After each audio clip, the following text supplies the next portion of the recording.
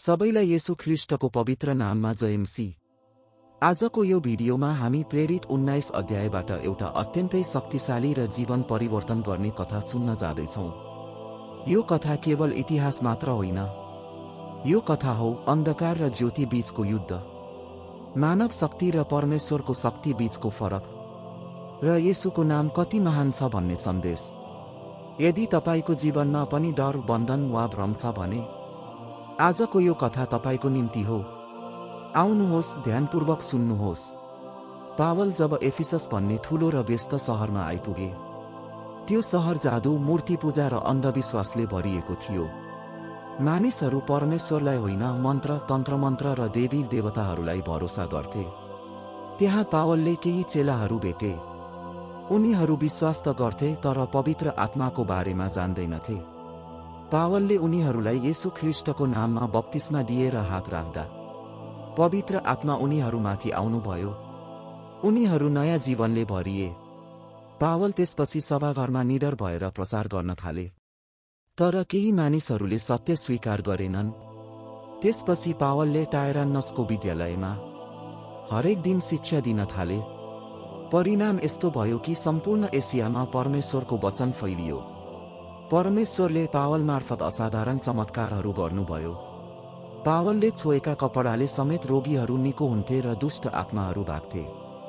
यो देखेर केही मानिसहरूले येशूको नामलाई नक्कल गर्न खोजे। स्केवा नामक याजकका 7 छोराहरू दुष्ट आत्मालाई भन्न लागे, पावलले प्रचार गर्ने येशूको नाममा बाहिर निस्क। तर दुष्ट आत्माले जवाफ दियो, येशूलाई म चिन्छु, पावललाई म जान्दछु, तर तिमीहरू को हौ?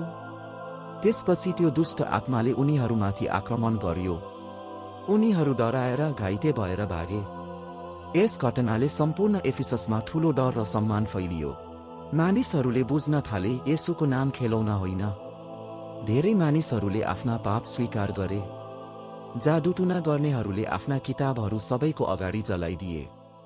ती किताबहरूको मूल्य अत्यन्तै महँगो थियो, तर उनीहरूले सत्य रोजे। यसरी परमप्रभुको वचन शक्तिशाली रूपमा बढ्दै गयो। तर जब येशूको सत्य फैलिन थाल्यो, त्यसले व्यापारमा असर गर्यो।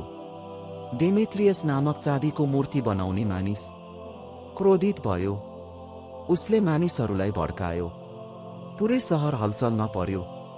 ठूलो रङ्गशालामा मानिसहरू चिच्याउँदै थिए, एफिससीहरूको आर्तेमिस महान छ। अन्त्यमा शहरका अधिकारीले भिडलाई शान्त पारेर अव्यवस्था रोकियो। परमेश्वरको योजना फेरि पनि विजयी भयो। अन्तिम सन्देश। प्रेरित 19 ले हामीलाई के सिकाउँछ? येशूको नाम केवल शब्द होइन, शक्ति हो। नक्कली विश्वासले होइन, साँचो सम्बन्धले उद्धार दिन्छ। जब येशू प्रवेश गर्नुहुन्छ, अन्धकार भाग्छ।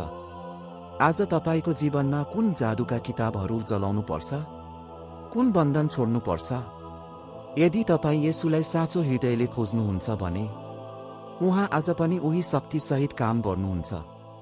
यदि यो कथा तपाईलाई आशीर्वाद बन्यो भने भिडियो लाइक, शेयर र सब्स्क्राइब गर्न नबिर्सनुहोस्। परमेश्वरले तपाईलाई प्रशस्त आशिष दिनुहोस्। येशूको पवित्र नाममा आमेन।